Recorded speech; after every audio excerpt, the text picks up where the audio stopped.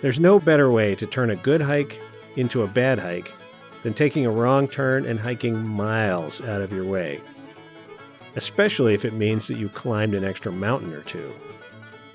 Because the Appalachian Trail is a wilderness trail that crosses mountains, roads, and rivers, passes through boulder fields, dense forests, farm fields, and sometimes through towns, knowing where you're going is critical to a successful hike.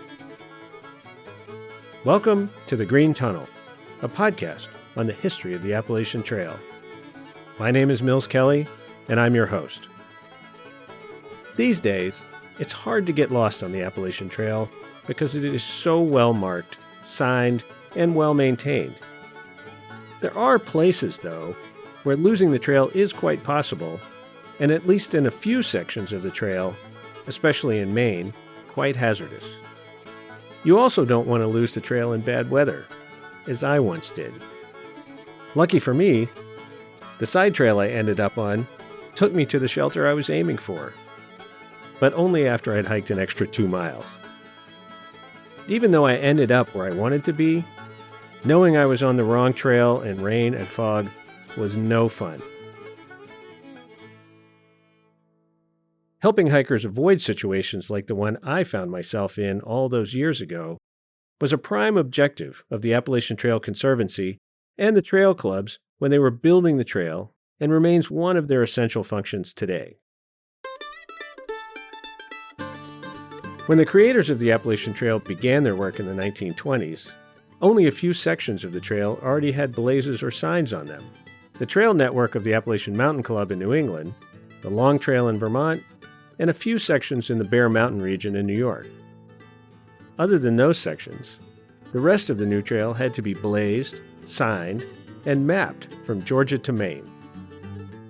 As you can imagine, building such a long trail, mapping it, and marking it were Herculean tasks, especially for volunteers who typically could devote no more than a day or two each month to the work. Despite the limitations imposed by relying on volunteer labor, by 1937, the AT was declared complete.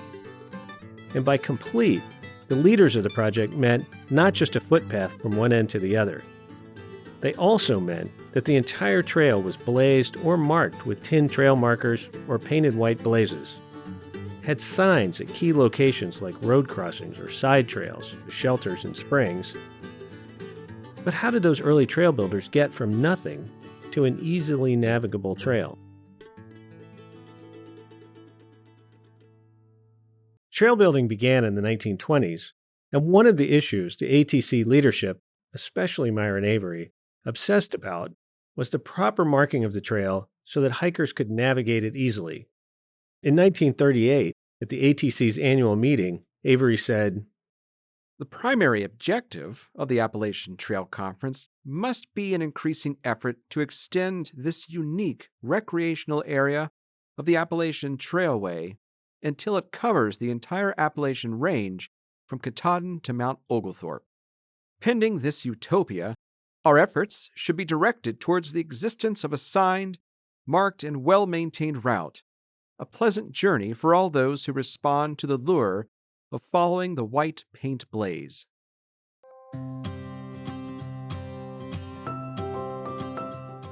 Just a minute ago, I used the word obsessed, and I wasn't exaggerating. If you read through the archives of the ATC and some of the other trail clubs, as I have, you'll see literally hundreds of letters, memos, reports, and instructional documents devoted to the proper blazing of trails, the proper height for attaching tin signs to trees, and how to build cairns where the trail crosses open fields and where signs should be located. Blazes, those white rectangles you see on trees, fences, and rocks along the trail, were relatively easy for the trail clubs to put up. And they were cheap and simple to refurbish from one year to the next. But because Myron Avery was such a stickler about, well, everything, he still felt the need to instruct and sometimes criticize local clubs for the ways that they blazed the trails. We've posted some archival video of blazing instructions from the 1930s in our show notes. Be sure to have a look. And while the standard AT blaze is white, in New England, sometimes they were orange.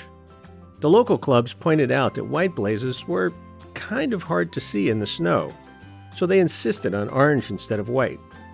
And they stuck to that position even when the National Park Service and the U.S. Forest Service tried to force them to standardize after the trail became a national park.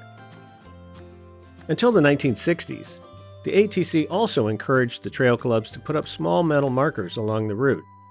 The problem with those markers is that they were expensive, and sometimes people stole them as souvenirs. In at least one case, guilt over such a theft finally got to an AT hiker. These days, I'm the volunteer archivist of the Potomac Appalachian Trail Club, and in our collection is a letter in which the author apologizes for stealing one of those 10 markers more than 5 decades earlier when he was a young hiker. He said he'd always felt guilty about the theft, and that now that he was moving to a nursing home, he felt it was time to return the marker. And he hoped the club would forgive him. We did.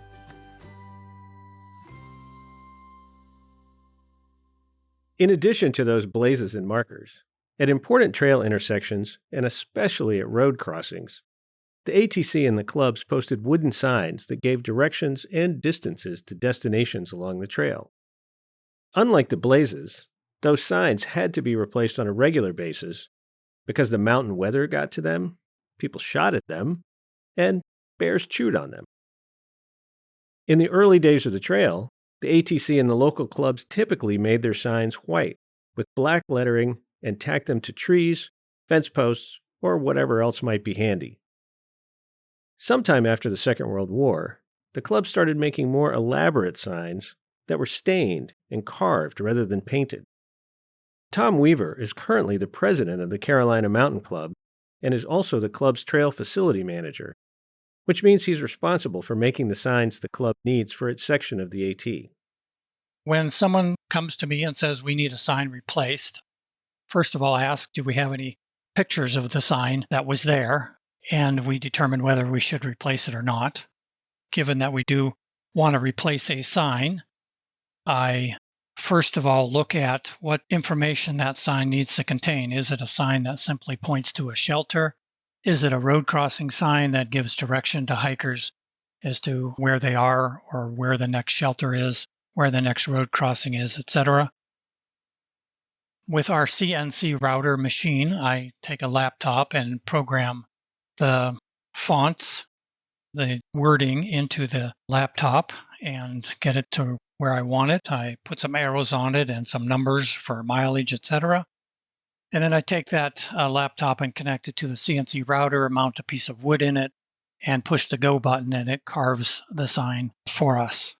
After that, I finish the sign with a outdoor resistant finish. Typically, I mount it on a 4x4 post, and we mount it using some tamper-proof bolts. And then we give it to the trail section maintainer or the crew, and they go out and dig the hole and install that sign. Tom has been making trail signs for 7 years now. I am a bit of a woodworker myself. My predecessor, Howard McDonald, as the trail facility manager, made a few signs with his handheld router and some templates. And I thought there must be a better way. We learned about LL Bean's grant program, and we applied for a grant from LL Bean, and they graciously gave us the money to buy a CNC router and some wood to make some signs. And our signs are all just dark brown with letters carved into them. We do not paint our signs because of the long-term maintenance required for keeping those looking good. So we just carve letters and numbers into the wood and finish it with a clear finish, weatherproof clear finish, and put them up. And that's worked out pretty well. I mean, you have to stand in front of the sign to read it. You're not going to read it from 50 yards away or anything with, some white lettering. But it works for us. And again, we think that's a lower maintenance sort of way to go. Sometimes the trail clubs can have a little fun with their signs. We've had quite a effort over the last several years to restore Max Patch, iconic southern bald here on the Appalachian Trail in our section. Part of that restoration is eliminating social trails. So I did get a little creative by putting a few signs out that say, please respect the rattlesnake and ticks privacy, stay on the trail. My personal favorite is a sign in Pennsylvania along a section of the trail famous for being nothing but rocks. It announces a trail relocation and says, "Old AT closed while we add more rocks." Of course, signs and blazes were helpful, but not helpful enough. Hikers wanted maps. Maps that told them where they were going and how much farther it was to their destination. Those original maps of the trail were a lot less detailed than the ones you might purchase today, but the makers of those early AT maps put a lot of effort into making them visually pleasing. Not long ago, I had the good fortune to work with two journalists from the Washington Post, Lizzie Johnson and Lauren Tierney, as they developed a wonderful digital story on why the length of the AT keeps changing. Lizzie was the reporter, and Lauren was the digital cartographer.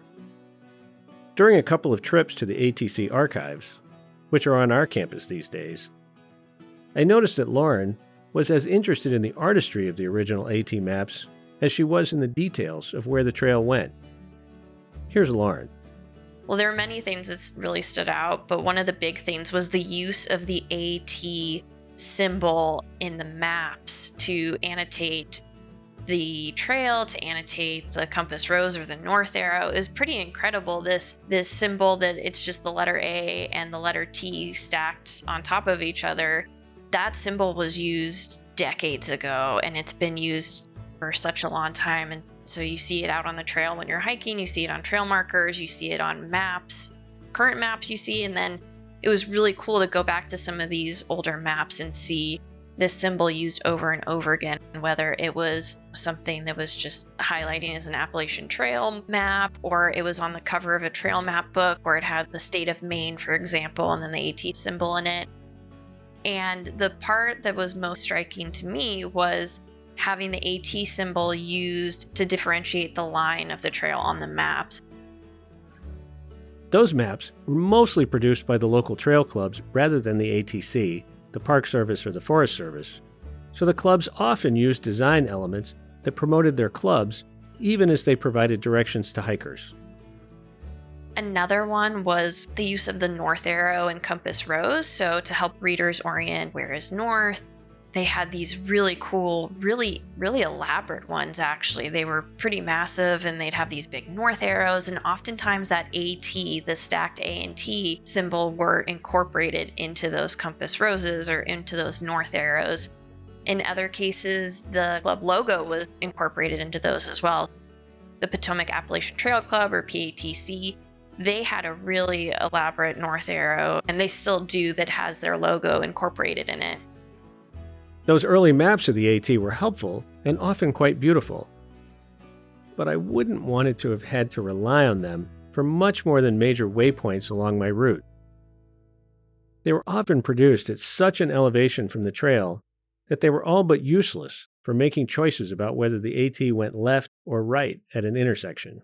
Looking at older maps, they tend to get more detailed over time as surveying improves or becomes more consistent, or more maps are made, or more information becomes available. So I did notice on the Appalachian Trail maps, especially some of the ones from decades ago, it was interesting because sometimes the most detailed information would be the river systems or the roads, but then the trail in some places would be a bit more generalized. And these maps, too, the majority of those trail maps didn't show any sort of terrain or relief. Map terrain or relief is essentially showing lighting and shadows on the map to help people understand there's a mountain here, there's a hill here, there's a valley here. And so a lot of the maps were mostly just lines. So it was lines for rivers, lines for roads, lines for the Appalachian Trail. And a lot of those older maps was a bit more generalized. And my thinking is it may have been because they were still trying to figure out the trail. Maybe they didn't have quite the level of detail to detail it as much as the rivers or some of the roads that they could very easily go back to every time. Those early maps also provided no useful information about the slope or elevation change along the trail. Of course, the men and women who made those early AT maps didn't have access to all the technology we have today: GPS, satellite imaging, aerial surveys, and so on. Instead, they drew their maps by hand, using older maps and data that they or their colleagues collected in the field. Because maps used to be hand drawn, there were many different methods for doing this, but one of the methods was to work on a light table and have essentially different films. That if you had an area that you were mapping, you would have a film for your rivers, you would have a film for your roads, and essentially adding these layers to then trace the rivers. Then you work with your film of roads, you trace the roads. And this isn't much different from how mapping software works in modern day. Is you're essentially layering things. So you have a layer for roads, you have a layer for rivers. It's a digital file that you're able to just very quickly drag and drop into your mapping software. But how it worked in the past was those files that you would now drag and drop, at the time they were films that were essentially used to trace. So imagine if you have a map of a section of the Appalachian Trail and a change is made to that trail. You need to retrace all the rivers, you need to retrace all the roads, and then you go in and you're adding the new trail or the new rerouted trail. Since the Second World War, those maps have improved a lot. Aerial surveys gave map makers much better data about the mountains the trail passes through. The U.S. Geological Survey produced new maps with much more updated information about the elevations, roads, and other useful landmarks. And map makers from various government agencies like the Geological Survey, the Forest Service, and the Park Service began producing much more detailed maps of those mountains. Over time, those new methods and all that new data began to be fed into computers, and the whole process of mapping the Appalachian Trail got better and better.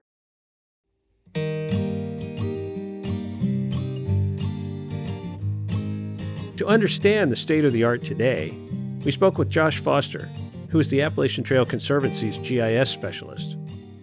As Josh explained, the modern digital maps of the trail still rely on maps produced by the National Park Service after the passage of the National Scenic Trails Act in 1968.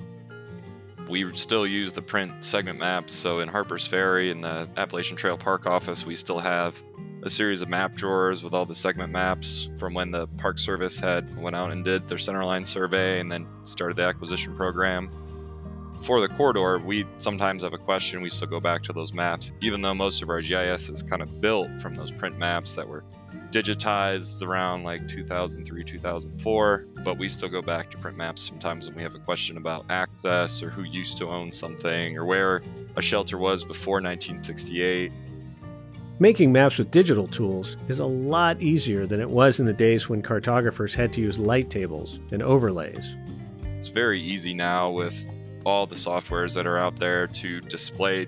Like I made a map the other day where I had high biodiversity lands displayed over top of the USGS's protected areas database at a 3x4, and we just had to make 3 maps for the trail, and you could almost wayfind off those maps if you really needed to, and before that would have taken a cartographer a long time to hand draw. While digital tools make it much easier to produce much more detailed and thus much more useful maps, something gets lost when map makers work in offices at computers. And the one thing that older cartographers really did was go out into the world. If you read some of the old acquisition documents from the Park Service, they would actually go out and talk to folks up and down the trail, kind of get those stories and be able to put those onto a map, where we do a little bit of that using GPS units, but a lot of times we have a very specific focus for a project where some of the older cartographers would have probably more time to spend in the field and then come back and make their maps after that. Now, I know that many hikers love their apps, but I'm a map guy, so I still carry physical maps with me when I hike, a sure sign that I'm getting old. But it turns out that Josh, who is decades younger than I am, still carries maps too, which makes me happy. If I go to a different area, I always carry a print map. I always make sure I have one of our maps from ATC, or another mapping company that I really like is the Purple Lizard Maps. They just made a map of Shenandoah, and they've done a lot of maps in Pennsylvania and other parts, and I think the Monongahela National Forest now. Really great cartography. Really, they put these little lizards on their map that gives you like a little bit of historical context. If you'll indulge me in a crusty old hiker moment, I'll just mention that a few years ago I was on the trail in central Virginia in August. And as the trail often is in August, the water sources were running dry. I had planned to spend the night camped along the trail near a spring. But when I got there, the spring was dry, and a young long-distance hiker was sitting there looking dejected. When I asked him what was wrong, he told me that he was out of water and his phone was out of charge, so he didn't know how far the next spring was. In a triumph for the map lovers of the AT, I whipped out my physical map, showed him that a good-sized stream was just 2 miles north of us.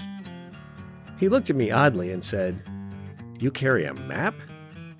I simply smiled and pointed out that maps never run out of charge, and chuckled my way up the trail.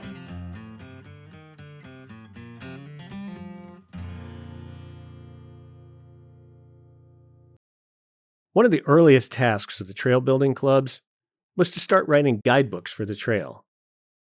Books that would give hikers all the information they needed on how to get to the trail, what they would find along the trail, and how to get from one place to another. Those early trail guides, unlike the early maps, were incredibly detailed. Here's just one example from the 1969 edition of the Guide to the Appalachian Trail in Maine, describing the approach to the Saddleback Range from the south. From the dirt road on the old railroad grade along Orbiton Stream, the trail ascends steeply for 1/3 of a mile, then more gradually, climbing toward the dome of Poplar Ridge. The route passes over a rocky section with sparse growth and crosses a brook at 2.3 miles, where the Poplar Ridge lean-to is located. The trail then bears left, crossing another summit, and then a boggy section, and ascends the south slope of Saddleback Jr., crossing a brook in 3 1/3 miles. Just beyond, it emerges from the woods and reaches the summit of Saddleback Jr. at 3.62 miles.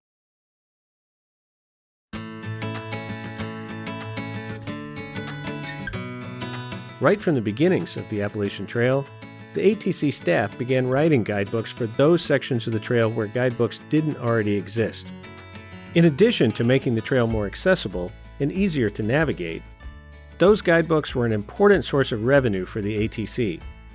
It's hard to imagine now, but until the 1970s, the ATC was perpetually broke.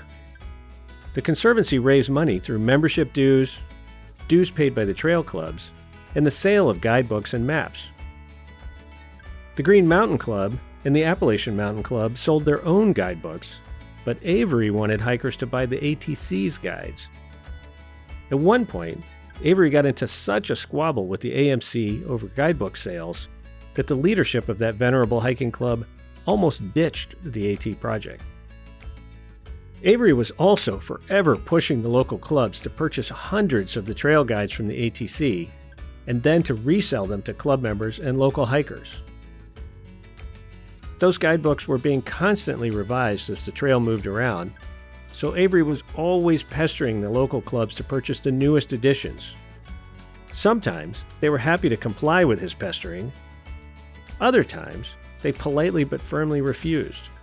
When they did, he just became more insistent, sometimes leading to strained relations between the local clubs and the ATC. Not long ago, I was giving a presentation about my new book to the Patrick County Historical Society in Stuart, Virginia, and at the end of my talk, Jean Golightly introduced herself to me. Jean is one of the tens of thousands of volunteers who have made and continue to make the AT possible, and among the many things she did as an AT volunteer was to write and edit trail guides.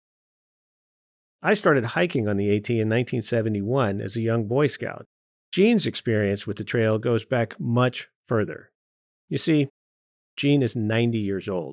I grew up in New Jersey, Flatland, New Jersey, where we went for vacations, not to the beach, but to the mountains, to the White Mountains in New Hampshire, which is where I got introduced to hiking by my father, who took me up Mount Washington. And I stood there and looked across the mountains at this little thread of a trail going off into the distance, thinking, oh, wouldn't that be exciting? Never dreaming that 50, 60 years later, I would be hiking it and able to do the whole thing. Went to Bucknell University, which is where I met my husband in English class, and majored in music. Got married right after college, so we were married for 67 years. Taught music for a couple years. My last experience with music, well, I was church organist, choir director, all that kind of stuff. Never really had a career. It was all volunteer stuff and piecemeal things and raising kids and foster kids. Had 100 foster kids over the years. My last music experience was teaching in a preschool, and I would get up in the morning, that was 3 days a week, and go to preschool. And the other 3 mornings, I would get up and go to work at Appalachian Outfitters backpacking shop.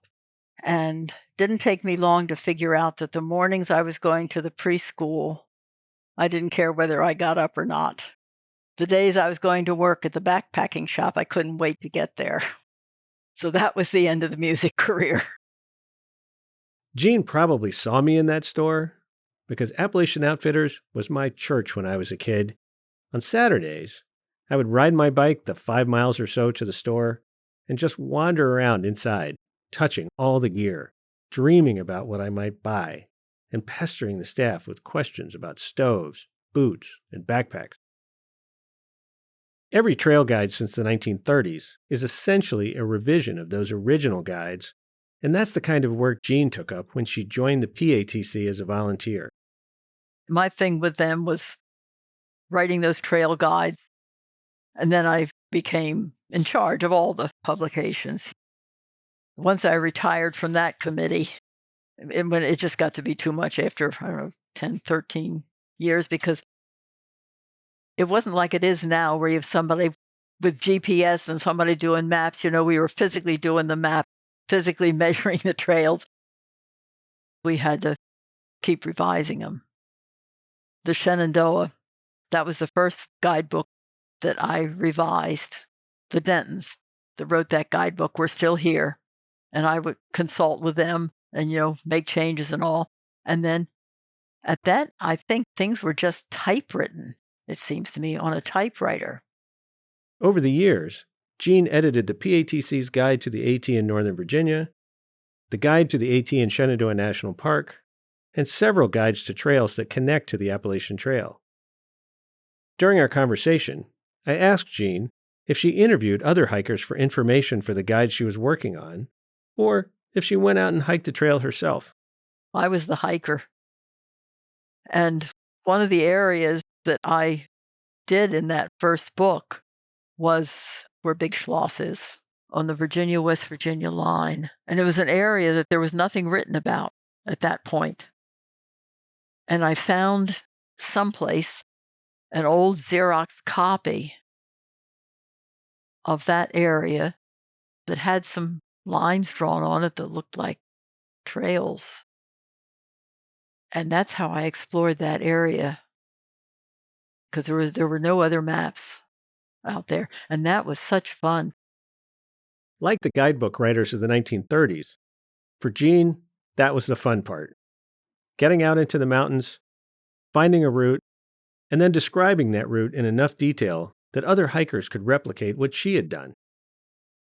If you're an app user, the next time you pull out your phone, remember that much of what you read in your app is drawn from the work of those early guidebook writers and later editors like Jean, or from the maps Trail Club cartographers pieced together on light tables using transparencies. Without those early wayfinders, all of us would find the AT a lot more difficult to hike.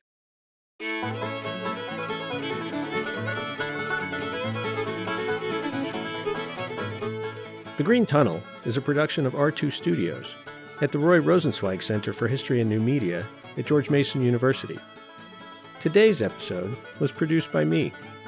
Jeanette Patrick and Jim Ambuski are the executive producers. We want to offer a special thanks to Josh Foster, Lauren Tierney, Tom Weaver, and especially Jean Golightly for sharing their stories about maps, signs, and guides with us. Original music for our show is performed by Scott Miller of Swoop, Virginia, and Andrew Small and Ashley Watkins of Floyd, Virginia. We're able to bring you this show through the generosity of the Andrew W. Mellon Foundation and many individual donors like you. To help us continue to produce the world's best podcast on the Appalachian Trail, please visit our website at r2studios.org and click on the Support Us link to make a donation of any amount. We really appreciate it. Thanks for listening, and we'll see you soon.